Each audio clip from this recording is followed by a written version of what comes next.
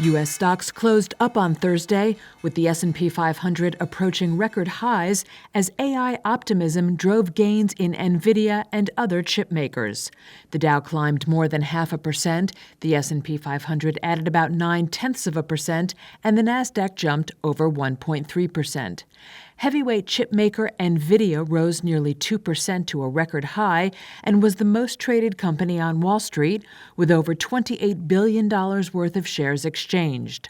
Rival Advanced Micro Devices rose more than 1.5% and also notched a record high. Both stocks gained after Taiwan Semiconductor Manufacturing, the world's largest contract semiconductor maker, projected more than 20% revenue growth this year on booming demand for AI chips. Its U.S.-listed shares soared nearly 10%. This is a company that makes the chips for Nvidia, so it's a fantastic read-through. Eric Lynch is managing director at Scharf Investments. The 20% revenue guide for 24 was amazing, but I would just say, it needs to be in the context of revenues were down 5% for 23.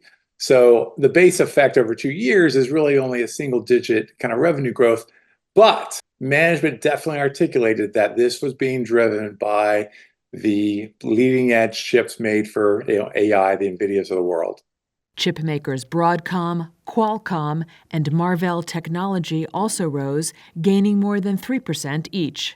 Apple jumped more than 3% after BofA Global Research upgraded the iPhone maker's stock to buy from neutral. Switching to healthcare, shares of Humana dropped 8% after the health insurer forecast fourth quarter medical costs to be higher than previously expected.